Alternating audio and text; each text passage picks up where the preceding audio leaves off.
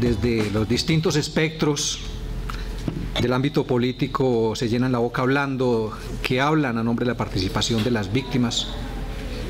Pero como hemos visto muchas veces, este es también un argumento para negar los propios derechos de las víctimas. Empezando por el acuerdo final.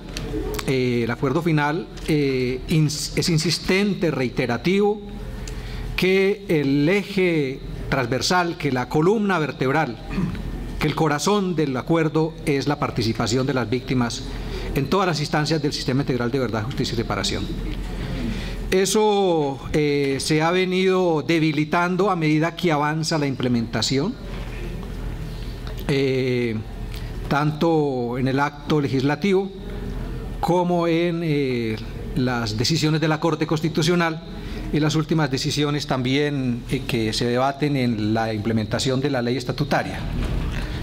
Es decir, pasamos de una consideración amplia, generosa de participación de las víctimas, de consideración de las víctimas como el centro del sistema integral de verdad, justicia y reparación, a un regateo donde la participación de las víctimas es cada vez más difícil de incluir en esta implementación y de consideración en las decisiones de la Corte Constitucional, que cada vez se parece menos a aquella corte garantista que tuvimos hace algunos años. La participación pues está prevista de manera directa o también de manera indirecta en todos los mecanismos, tanto en la Comisión de la Verdad, donde se plantea superar las visiones que las comisiones de la verdad en muchas ocasiones han tenido, y donde se plantea también superar prácticas como las que sucedieron en procesos como la Ley de Justicia y Paz, donde solamente la verdad surgía de la voz de los victimarios, donde solamente los victimarios fueron los que aportaron los ladrillos para construir el edificio de la verdad, desconociendo la verdad de las víctimas. Se plantea entonces la posibilidad también de una subcomisión de género, por ejemplo en esta Comisión de la Verdad, que efectivamente recoja también el enfoque diferencial de género, y la posibilidad, digamos, de que haya también un enfoque fuertemente territorial y étnico en la Comisión de la Verdad. Esperamos que efectivamente esta comisión, que bueno, creo que es una comisión pluralista, representativa de distintos sectores, pueda efectivamente desarrollar en el corto tiempo de 3 años que tiene la posibilidad de un encuentro en todas las regiones con las voces de las víctimas, y que sea a partir de ahí que se construya. Yo creo que la comisión debiera ganar autonomía y no estar tanto sujetos a las prescripciones que el Estado le viene poniendo. Debiera inclusive la posibilidad de comenzar muy rápidamente sus funciones. Este viernes pues se posesiona el presidente, pero esperamos que haya una posición también muy rápida para que también en el espacio de 6 meses de alistamiento de la Comisión de la Verdad haya también una muy fuerte participación de las víctimas, de cómo es que las víctimas se configuran esta Comisión de la Verdad y cómo conciben el proceso de construcción de la verdad desde las regiones, desde los distintos sectores victimizados. Creemos que la participación en audiencias regionales, yo creo que todos los sectores de este país están ansiosos por contar, de Jiguamiandó, del Catatumbo, el Putumayo, el Baupés, están ansiosos de que la Comisión de la Verdad vaya allá. Muchas veces las comisiones de la verdad han concluido en unos informes muy sesudos, como la Comisión de la Verdad de Guatemala, con 2 extensos tomos, costosísimos por los demás, que las víctimas no podían adquirir y nadie leyó. Creo que más allá del informe final, la Comisión de la Verdad debe centrar más en el resultado del informe, en el proceso mismo. Más importante que el resultado es el proceso mismo de construcción de la verdad, y de audiencias generalizadas donde las víctimas puedan expresar sus sufrimientos y puedan también expresar cómo fueron las dinámicas de victimización, quiénes fueron los responsables, puedan señalar también aquella verdad oculta, esa verdad que se ocultó y que hasta ahora ha permanecido sepultada por la verdad oficial. Creemos que no puede concebirse ese pretexto de que la verdad nos hace daño, que el país no está preparado para la verdad, que el país que es mejor para la reconciliación que muchas verdades no salgan a flote, porque justamente esto es lo que está sucediendo en la implementación tan deficiente que se está dando. Lo que hay es un miedo de los sectores poderosos que están comprometidos, que obraron mal en el contexto del conflicto y temen que la verdad salga a flote. Esa es una de las razones por las cuales se excluye también en el Senado la posibilidad de que defensores de derechos humanos o quienes han ejercido defensa de derechos humanos sean inhabilitados para participar como magistrados de la Jurisdicción Especial de Paz. Es el miedo a que se sepa la verdad o a que predomine solamente la verdad de los victimarios a la verdad de quienes han tenido el poder. Creemos entonces que hay un reto grande de interlocución de la sociedad para que efectivamente en audiencias que vayan más allá de las meras presentación de informes y relatos, que puedan tener muchas formas. Hay una dimensión performativa, representativa que han tenido las comisiones de la verdad, y las experiencias a ese respecto en Sudáfrica o en Ruanda son aleccionadoras. Básicamente la posibilidad de que las víctimas pudieran idearse las maneras de contar la verdad más allá de simples textos escritos, a través de representaciones que expresen sus dolores y que expresen cómo fueron los mecanismos de victimización.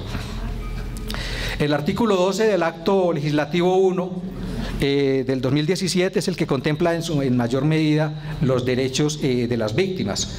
Allí los derechos de las víctimas fueron consagrados básicamente de tres maneras. En primer lugar, se garantiza la participación de las víctimas en todos los procedimientos penales que se adelanten en las instancias de la Jurisdicción Especial para la Paz, con la calidad de que las víctimas tendrían la calidad de intervinientes especiales con poderes para actuar en los procesos. En segundo lugar, que la intervención sea conforme a los estándares nacionales e internacionales de derechos humanos, con todas las facultades que eso implica. Y en tercer lugar, que la participación incluye 4 tipos de garantías: garantías procesales, sustanciales, probatorias y de acceso. ¿Cuáles serían las garantías de acceso? Básicamente la posibilidad de que hubieran mecanismos que sean simples, sencillos para entender para las víctimas, pero que sean también eficaces, pero que estén también rodeados de la publicidad, es decir, que sean conocidos ampliamente para que las víctimas puedan concurrir y acceder a hacer valer sus derechos. Básicamente a eso se refieren las garantías de acceso: mecanismos fáciles, sencillos, que estén al alcance para que las víctimas puedan acceder a los procesos. En segundo lugar, garantías sustanciales. Básicamente las garantías sustanciales tienen que ver con medidas de acompañamiento a las víctimas, de asistencia institucional, de la protección adecuada a las víctimas, pero también mecanismos de discriminación positiva para aquellos sectores que han sido marginados, indígenas, niños, afrocolombianos, que puedan tener también las condiciones de satisfacer sus derechos dentro de los procesos para salvaguardar sus derechos. En tercer lugar, se establecen garantías procesales para las víctimas de participación, que básicamente están orientadas a que las víctimas puedan participar y tener en formas de participación, y que su participación procesal sea esencial en todas las etapas y en todos los procesos que se surtan en la Jurisdicción Especial para la Paz, contando con todas las facultades y todos los poderes inherentes a que ello implica, incluyendo obviamente la legitimación para presentar recursos, para recurrir en las decisiones de fondo que se tomen.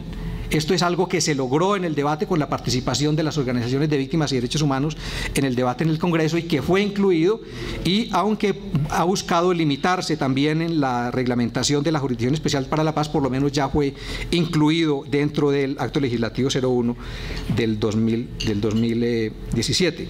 ¿Qué implica estas garantías procesales? Básicamente la posibilidad de acceso a los expedientes, que las víctimas puedan conocer los expedientes, que hayan mecanismos de notificación, que sean notificadas de las decisiones que allí se tomen, la posibilidad de acceso también a las audiencias, que las víctimas puedan concurrir a las audiencias donde se tomen decisiones sobre sus casos, que van a declarar los que allí comparecen, hacer observaciones frente a lo que declaran los investigados, y recurrir las resoluciones tanto de las salas como de todas las secciones. Es decir, que las víctimas sean efectivamente un sujeto procesal especial que tenga todas estas posibilidades procesales para hacer valer sus derechos. Y por último están las garantías probatorias, que que implican la posibilidad de que las víctimas puedan solicitar pruebas y suministrar los relatos que tengan sobre lo sucedido,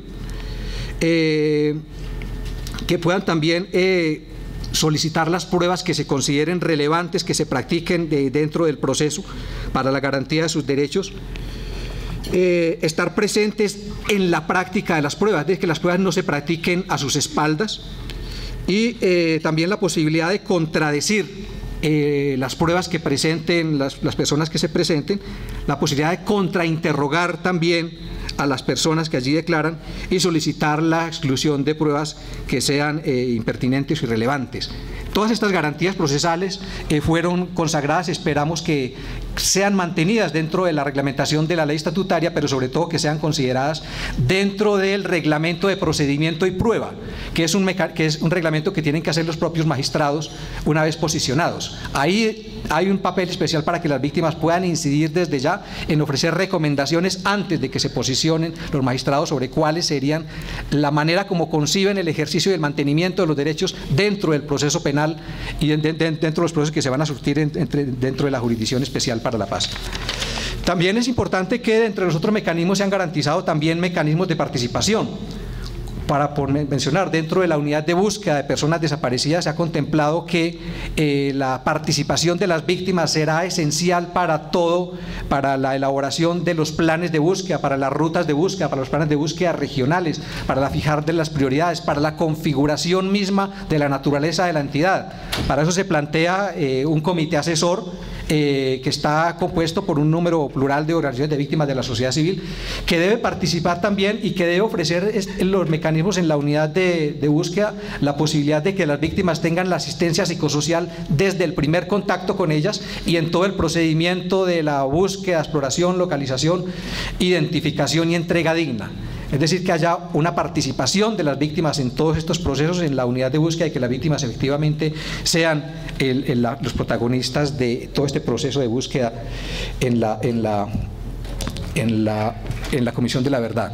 Lo mismo, creemos que también es importante que se reconozca que en estos momentos se está haciendo una intensa labor dentro de distintas entidades del Estado por limitar la participación de las víctimas. Y esa limitación parte, en primer lugar, de la limitación de la propia competencia de la Jurisdicción Especial para la Paz frente a agentes del Estado con capacidad de mando, frente a los cuales prácticamente los criterios de responsabilidad de mando imposibilitan que mandos militares comprometidos en violación de graves de crímenes contra los derechos humanos comparezcan, y lo mismo la exclusión que hizo arbitrariamente en uno de los fallos más nefastos de la historia de la Corte Constitucional de excluir la posibilidad de que terceros responsables y que funcionarios estatales que no hagan parte de las fuerzas militares estén obligados a comparecer ante la Jurisdicción Especial de Paz. De suerte que entonces se configura una Jurisdicción Especial de Paz en la que tendrán que concurrir todos los miembros de la guerrilla para poder recibir los beneficios, están obligados quieran o no quieran, y en la que solamente irían por parte del Estado los soldados y personal de media y baja graduación que están ya condenados, que tienen decisiones de acusación o tienen investigaciones adelantadas. Tendríamos entonces una Jurisdicción Especial de Paz para guerrilleros y para soldados. Es decir, frente a los agentes del Estado responsables y frente a terceros particulares de la grave criminalidad en el contexto del conflicto armado, las víctimas no podrían participar si efectivamente ellos no comparecen. Entonces, las posibilidades de estos recursos, si tenemos una JEP solamente para guerrilleros, sería entonces para participar solamente frente a los casos cometidos por miembros de la guerrilla.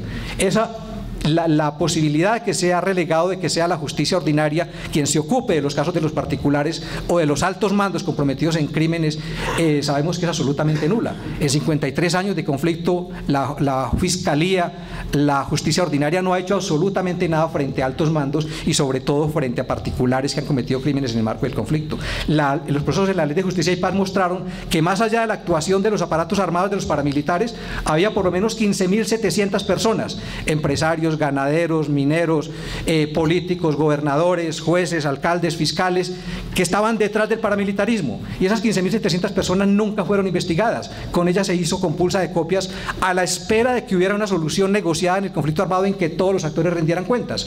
Pero una vez confeccionado el sistema para ello, el sistema de verdad, justicia y reparación, que establece unos mecanismos que permiten aportar a la verdad, aportar al reconocimiento de responsabilidad, ya entonces dicen que no van a comparecer allí y que siga siendo la justicia ordinaria. ordinaria. Sabemos que lo hacen porque la justicia ordinaria es garantía de impunidad. Por otro lado, otro elemento que limita la posibilidad de participación de las víctimas es la participación temporal.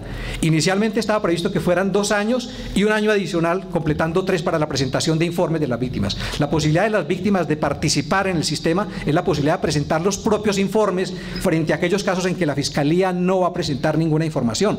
Sabemos que los casos frente a altos mandos militares o frente a particulares que tienen poder económico, empresarial, la Fiscalía no lo va a hacer. Le tocaría a las víctimas hacerlo, pero las previsiones plantean que sea solamente 6 meses que tengan las víctimas, prorrogables, con motivación adecuada para poder presentar eso. Esta limitación de tiempo también es otra limitación grave para que las víctimas puedan o se vean cohesionadas a hacer muy rápidamente la posibilidad de presentación de sus informes. Y finalmente también, para terminar, la exclusión de la posibilidad de involucrar el derecho internacional de los derechos humanos o el derecho penal internacional como mecanismo, como marco regulatorio para evaluar la conducta y para establecer responsabilidad de los agentes estatales. Ejecutiva en el acuerdo.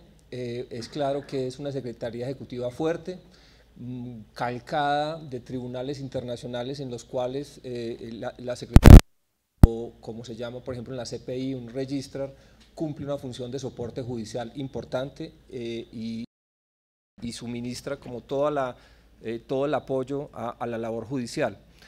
Nosotros sentimos que en el fallo de la Corte Constitucional de alguna manera se interpreta una Secretaría Ejecutiva más similar a las Cortes Nacionales, tipo un secretario de la Corte Constitucional o de la Corte Suprema, y en ese punto nos parece que se le reducen como la capacidad de soporte a la Secretaría Ejecutiva, separando las funciones administrativas a la Secretaría y las funciones de gobierno a la presidencia de la JEP. Bueno, pero más allá de eso pensamos que, y estamos en diálogo con la Presidente sobre la necesidad de establecer un órgano de gobierno que pueda darle participación a todos los órganos de la JEP. Eso es lo más conveniente incluso en la experiencia internacional, sobre todo además porque la Secretaría Ejecutiva tiene unas funciones que van más allá de lo administrativo y se conservan además de las judiciales que se tienen hasta que entren a operar las salas. Por ejemplo, la Secretaría Ejecutiva en la ley estatutaria conserva la asesoría a las víctimas, la constitución de una unidad de víctimas dentro de la Secretaría Ejecutiva, administrar el sistema de defensa judicial. Por tanto, entonces no nos imaginamos una Secretaría Ejecutiva solamente dedicándose a aspectos puramente administrativos. De otro lado, en una entidad compleja, con varios órganos, que incluye varios órganos como de juzgamiento, de investigación, administrativos, de defensa judicial, nos parece que las funciones de gobierno y las funciones administrativas no pueden estar estrictamente separadas. Tiene que haber un diálogo entre ellas y la solución sería un órgano de gobierno fuerte que le diera participación a todos los órganos. Sobre las medidas cautelares, nosotros estábamos esperando la decisión de la Corte Constitucional, pero venimos trabajando en la identificación de archivos de la sociedad civil. Nuestro propósito es poder tomar unas medidas cautelares que señalen la necesidad de la protección y el acceso a los archivos que tengan información sobre derechos humanos.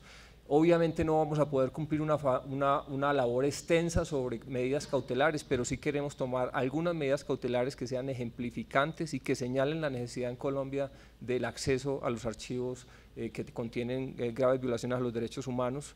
La Corte nos dejó esa función, así que las vamos a ejercer antes de marzo del próximo año. Gracias. Bueno, buenos días a todas, a todos, al Móvice, a la coordinación, al colectivo, muchísimas gracias por la invitación. Yo voy a recoger algunos elementos del primer panel y también de lo que han dicho mis compañeros Alberto y Juan Carlos. Si bien esto no es tallado en piedra, sí creo que da algunas pautas generales para las organizaciones para que puedan presentar sus informes o para que se piense en la estrategia para presentar sus informes a los diferentes mecanismos del sistema. ¿Se funciona? O centrándome en que el sistema es integral, ¿no? Y la participación no se restringe solo a los informes, eso es importantísimo que lo tengamos en cuenta. Es decir, Cada mecanismo, unos más, otros menos, tienen la posibilidad o abren ventanas de oportunidad para la participación de las organizaciones. Especialmente diría yo, y con todas las limitaciones que tenemos con la JEP, la Comisión de la Verdad es donde vemos una ventana más grande de oportunidad. Sin embargo, cada una tiene componentes especiales que hay que tener en cuenta. Por ejemplo, la Jurisdicción Especial para la Paz está centrada en la atribución de responsabilidad penal, y eso es importante tenerlo en mente para poder elaborar los informes. La Comisión de la Verdad, por ejemplo, está centrada más en el esclarecimiento amplio, y ahí es donde les digo que tenemos un margen de oportunidad importante. Entonces tenemos que empezar a hacernos algunas preguntas, como cuál es el propósito que tenemos con la presentación de esos informes. Por ejemplo, para la JEP me atrevería a decir que el propósito es identificación de responsables, y eso es súper claro. En la Comisión de la Verdad podríamos hablar de probar impactos, pero además de visibilizar afectaciones. Obviamente todo esto está atravesado por garantizar los derechos de las víctimas, pero por ejemplo la unidad de búsqueda de personas desaparecidas está más centrada en ese derecho a saber. Hay elementos comunes que deben contener todos los informes del sistema, entonces voy a arrancar primero por los elementos comunes en lo que deberíamos tener en mente para todos los mecanismos, y luego me voy a detener en cada mecanismo. Primero, caracterización de las zonas o las regiones.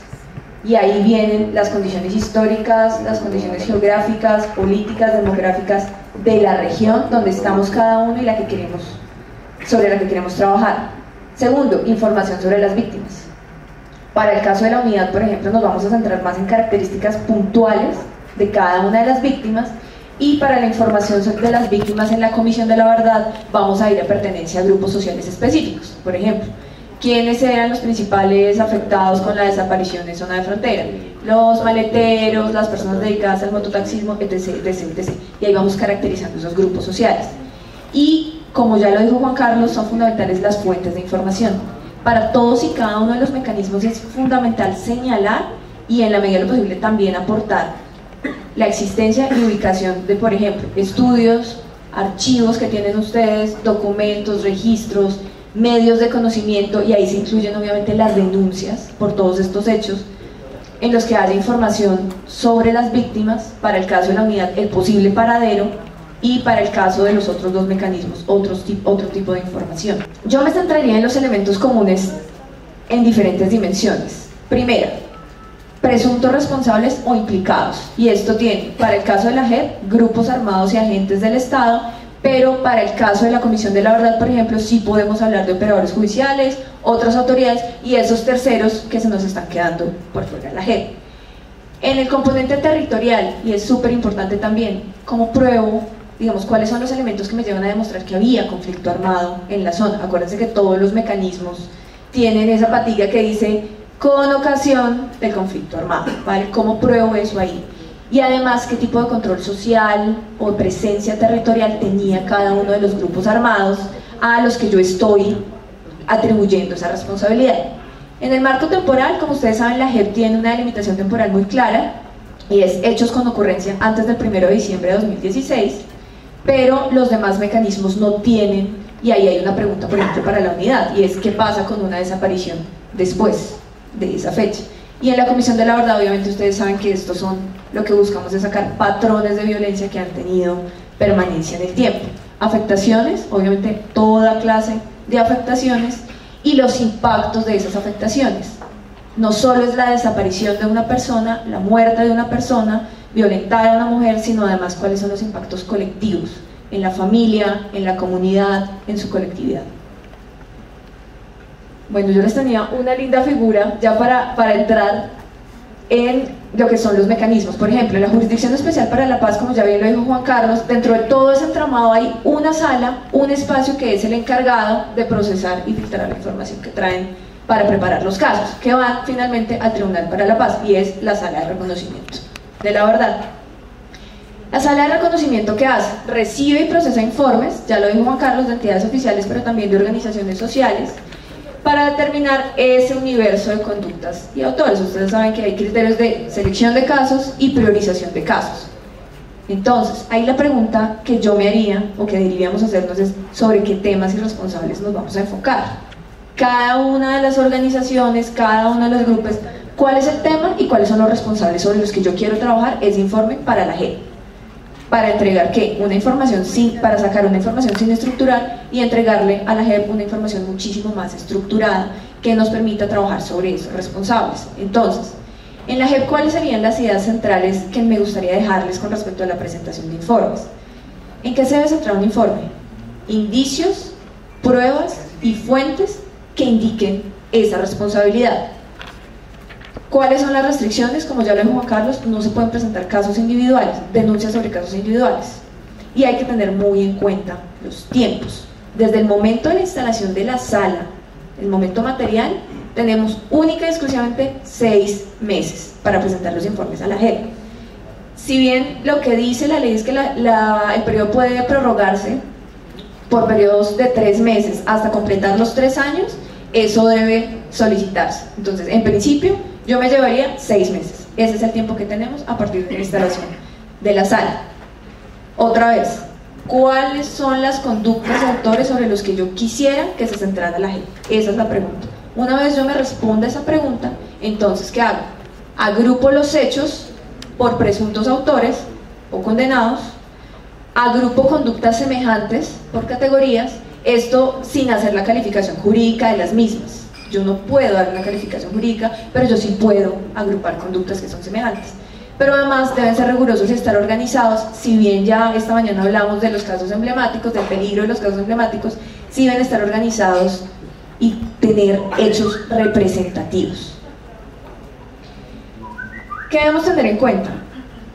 Una vez entregamos el informe a la JEP, eso se convierte en un elemento probatorio. ¿Qué quiere decir eso? Que la sala puede compulsar copias a la justicia, y ahí hay que cuidarnos mucho, si hay indicios de que esas acusaciones son falsas o están elaboradas con dolo o hay ánimo de fraude procesal. Entonces, ¿cuál es la recomendación? El uso del lenguaje. Si bien no podemos atribuir responsabilidades, porque eso le corresponde a la JEP, sí podemos indicarle que hay presuntos responsables. Lo que yo le digo a la JEP es: yo creo, estos son los presuntos responsables, yo le entrego este informe, usted como JEP investigue. Ahí tenemos que cuidarnos mucho con la atribución de esas responsabilidades, ¿vale? Listo, eso para la JEP. Ahora entramos en la Comisión de la Verdad y nuevamente les reitero la oportunidad de participación en este mecanismo. En este momento entramos en la etapa de alistamiento, que son 6 meses, y ahí tenemos una oportunidad preparando los informes para la comisión, pero además preparando la entrada de la Comisión de los Territorios, y eso es fundamental. Aportando observaciones, solicitudes, requerimientos sobre cuál debe ser la estrategia de relacionamiento de la comisión con la sociedad civil diferenciada, y obviamente estableciendo mecanismos de veeduría y acompañamiento durante todo el trabajo de la comisión. Yo les dejo la presentación porque también hay, digamos, la idea es que ustedes participen tanto en el alistamiento como en el durante como en el después. Ustedes saben que la comisión también tiene un comité de seguimiento y un poco la pregunta también es por la participación. Ahí más lo que ya les digo a Alberto esta mañana, cómo participar en las audiencias, cómo participar dando testimonio, cómo participar en los actos de reconocimiento de responsabilidad, etc, etc, etc. Entonces, ahora bien, vengo con la pregunta central que debería tener en la cabeza para tener mi informe para la comisión, y es sobre qué mandato queremos profundizar. Como ustedes bien saben, la comisión tiene 13 mandatos.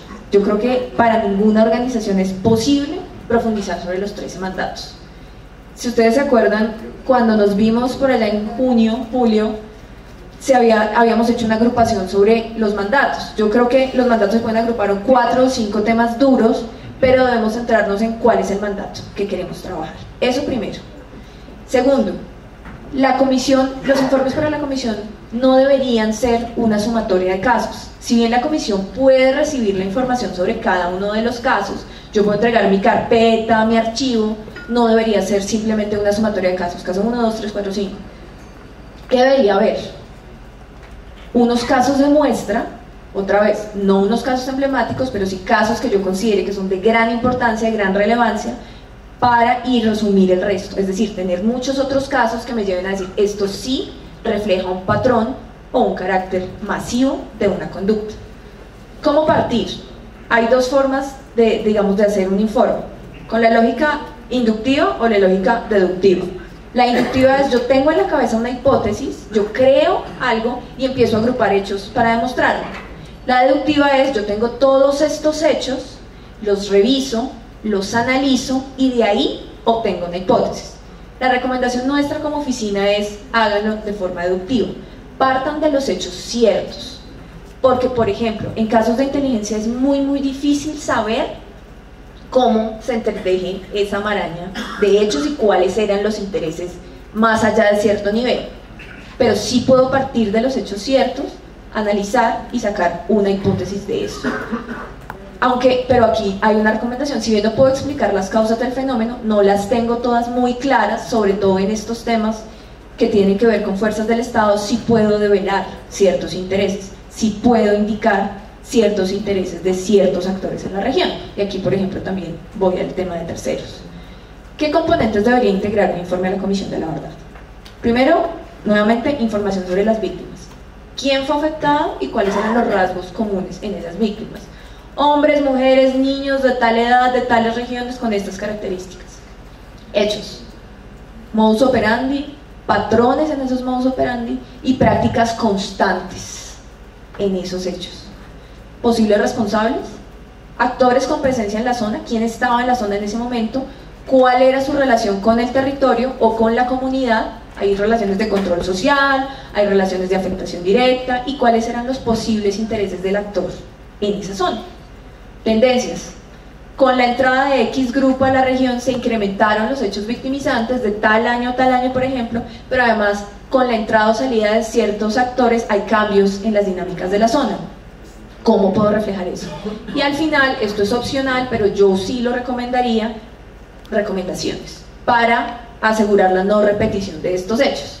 Ya todos sabemos, por ejemplo, que en el tema de inteligencia digamos, ese velo que hay con los organismos de inteligencia hace que no haya un control de la sociedad civil sobre esos actores de inteligencia. El DAS, por ejemplo. Entonces lo que pasó fue que desapareció y eso quedó bajo el velo de la impunidad. ¿Cómo garantizar que eso no se repita dentro de lo posible, obviamente? Finalmente, ¿cómo es de tiempo? ¿Vamos bien?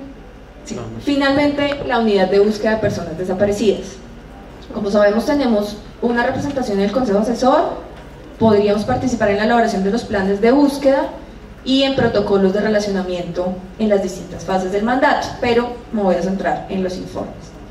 Si bien estos informes pueden contener pautas generales sobre el contexto, recordemos cuál es el objetivo de la unidad.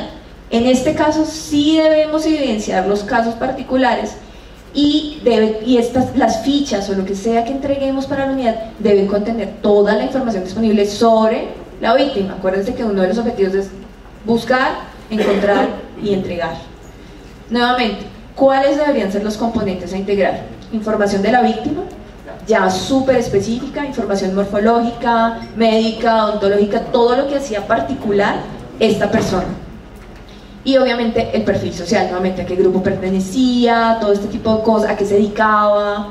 Ahí les recomendaría, digamos, es básico, pero puede servir, es el formato nacional para la búsqueda de personas desaparecidas, que tiene cosas muy particulares de la víctima. Formas de privaciones de la libertad. Recuerden que la unidad busca no solo desaparición forzada, sino distintos tipos de desaparecidos. Entonces, ¿cómo desapareció esta persona? ¿Fue secuestrada? ¿Fue retenida? ¿Fue capturada? ¿Fue detenida por la fuerza pública? Medios utilizados de la desaparición: lo subieron a una patrulla, a una canoa, lo retuvieron en una vivienda, en una finca, lo retuvieron en una instalación militar. Todo esto es importantísimo. Posible paradero, si es que hay hipótesis sobre el tema. Está en un pudo haber estado en un campamento, en una vivienda, en un cuartel, en la cárcel o en lugares de detención clandestina. Para el tema de personas fallecidas, posibles mecanismos de muerte y tratamiento del cuerpo. Fue arrojado al río, fue inhumado clandestinamente. Y para ese caso, georreferenciación y de lugares. Lugar de la sustracción física, dónde desapareció, dónde fue la última vez que se lo vio. Para el caso de personas fallecidas, lugar de la posible inhumación y lugar de la denuncia de los hechos. Básicamente esos son como los puntos centrales. Yo les dejo nuevamente la presentación para que lo tengamos mucho más gráfico. Yo creo que nos va a servir mucho. Nada, les agradezco muchísimo.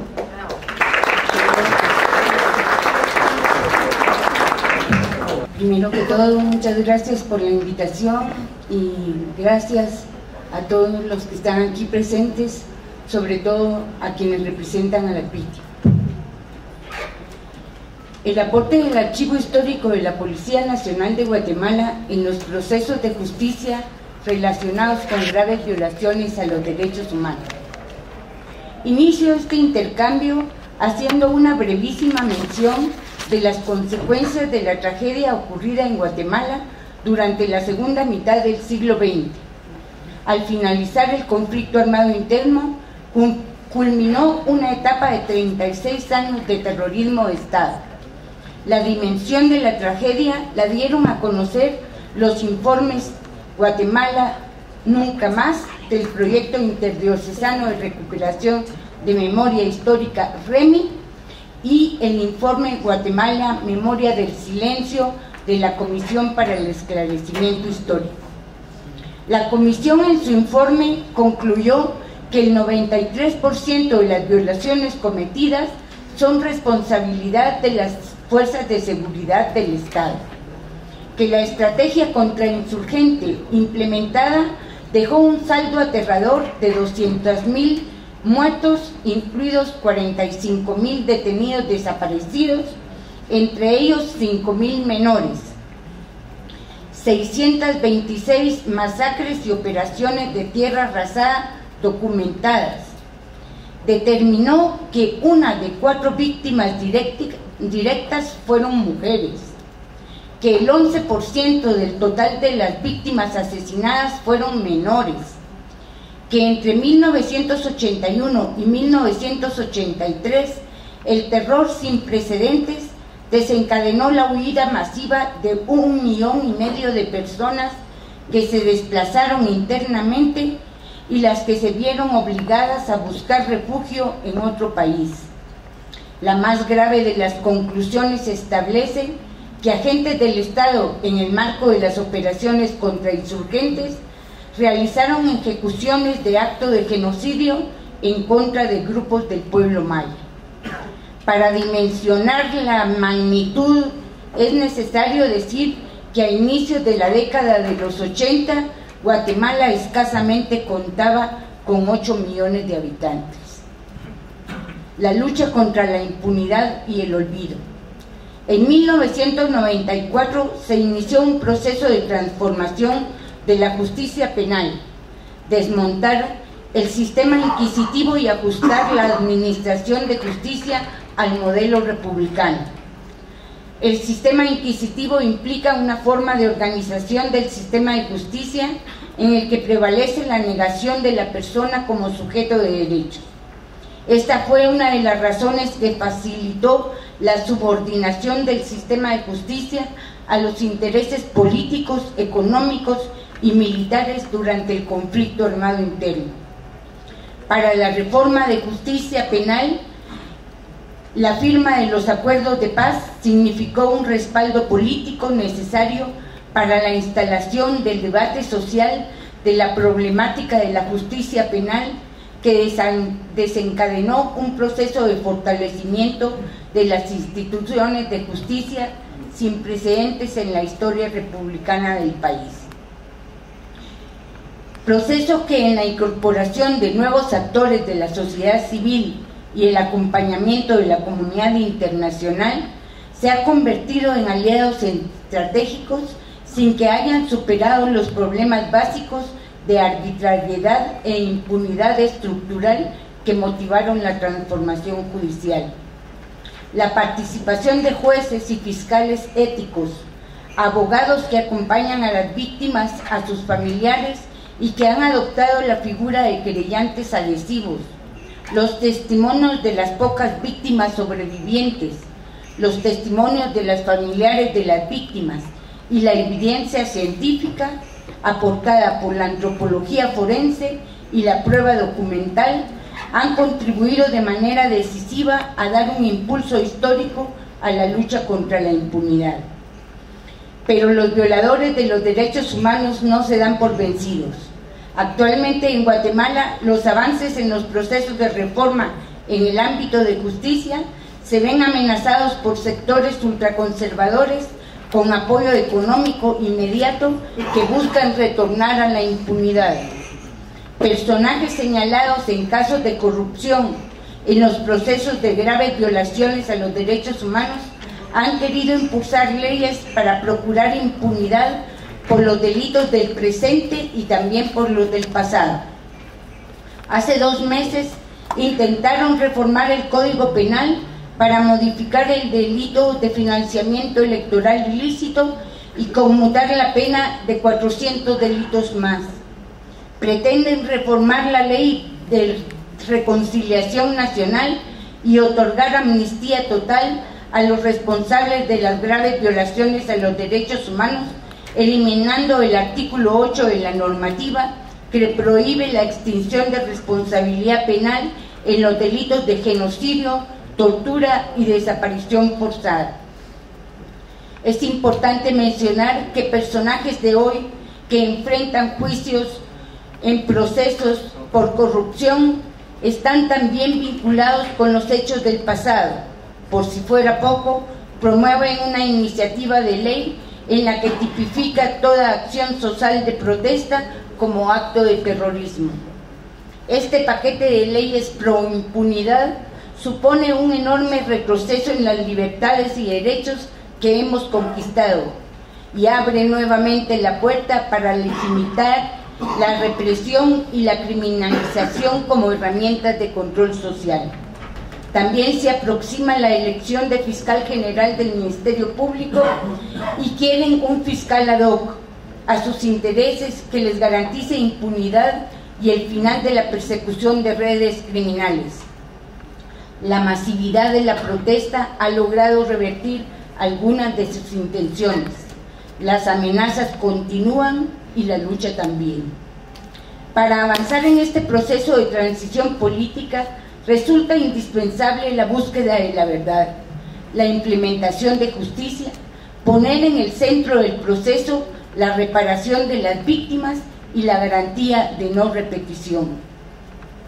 La Comisión para el Esclarecimiento Histórico de Guatemala, dentro de sus recomendaciones, consideró la verdad, la justicia, la reparación y el perdón son los pilares de la consolidación de la paz y la reconciliación nacional. Es, por tanto, responsabilidad del Estado elaborar y promover una política de reparación a las víctimas y sus familiares, cuyos objetivos primarios sean la dignificación de las víctimas. A la justicia le corresponde reconocer esa verdad, tipificar los crímenes, reparar a las víctimas y establecer las sanciones necesarias para quienes resulten culpables. Así podemos decir que hay un verdadero compromiso de no repetición. La reconciliación solo se puede dar sobre la verdad y la justicia. El archivo de la Policía Nacional de Guatemala mide 5.500 metros lineales, resguarda 116 años de historia, de fuentes primarias de carácter oficial, documentos de la administración pública que fueron creados, recibidos y conservados por la institución policíaca en el cumplimiento de funciones en su calidad de organismo de gobierno. El archivo es testimonio documental de la existencia, organicidad, funcionamiento y accionar de las dependencias que la conformaron en el tiempo. Los aportes del Archivo Histórico de la Policía Nacional a la Justicia. Acceso irrestricto a sus documentos. A la fecha, 21 millones de documentos están a disposición, organizados. Existen mecanismos en que los archivistas hemos garantizado que los sujetos procesales puedan investigar en nuestros documentos que están digitalizados y también en los documentos que aún no han sido organizados. También hacemos el esfuerzo de contribuir con el análisis documental. Los sujetos procesales y las víctimas no tienen por qué conocer las lógicas de archivo. Es nuestra responsabilidad como archivistas explicar, interpretar la información que contienen los documentos que han sido ofrecidos como medios de prueba. Especial interés en el conocimiento de las estructuras, sus funciones y los documentos que elaboraron en el ejercicio de ellas. Y con ello hemos también elaborado peritajes archivísticos para las Cortes Nacionales e Internacionales de los documentos del archivo. En las sentencias emitidas en los tribunales, los documentos fueron valorados como medios probatorios por ser fuente de información que indican el modo, la forma y el tiempo en que se cometieron las graves violaciones a los derechos humanos. Los imputados han recibido condenas por los delitos de desaparición forzada y lesa humanidad. Quisiera compartir también un poco lo que fue la experiencia en la Comisión de Esclarecimiento Histórico. Y la Comisión de Esclarecimiento Histórico de Guatemala nace como producto de un acuerdo entre las partes y tuvo un mandato específico en el cual tenía limitaciones que quiero señalar. Uno, la prohibición del señalamiento directo de los victimarios, y la segunda, la vinculación de los informes con carácter judicial. Sin embargo, quiero resaltar que parte del informe de la Comisión de Esclarecimiento Histórico han sido aceptados como medios de prueba en los procesos que han llevado a cabo los tribunales de justicia. Y no solo eso, para la identificación de las víctimas ha sido indispensable toda la enumeración que los casos de la Comisión de Esclarecimiento Histórico hicieron alrededor de la identificación de las víctimas. La Comisión tuvo un despliegue territorial que le permitió recoger los testimonios de manera regional, construir contextos históricos nacionales y regionales. Sus informes llevan el contexto histórico nacional, los mecanismos de terror, las implementaciones de las políticas contra el insurgente y los patrones de actuación de las fuerzas de seguridad. En los hechos tiene dos grandes apartados: los casos ordinarios y los casos paradigmáticos e ilustrativos. La negación de la información por parte del Estado hizo que la prueba testimonial haya sido la prioritaria. Testimonios de las víctimas colectivos e individuales, la construcción de relatos de forma detallada y pormenorizada, antecedentes del hecho, el hecho, qué pasó, a quiénes, dónde, cuándo, quiénes son los responsables del hecho, qué pasó después del hecho, consecuencias de los hechos individuales y colectivos, pérdidas de vidas, heridos, desarraigo, consecuencias, pérdida de identidad cultural, pérdida de documentos de identificación, pérdida de bienes, de documentos que certifican los bienes, consecuencias psicosociales, pérdidas económicas individuales y colectivas, la identificación de las víctimas mortales y heridos, desaparecidos, importantísima para la reparación de las víctimas. El requerimiento, posteriormente viene un requerimiento y búsqueda de información en archivos. Amplíen su visión de los archivos de seguridad del Estado y de las organizaciones de inteligencia son importantes, pero no son los únicos y son los más inaccesibles.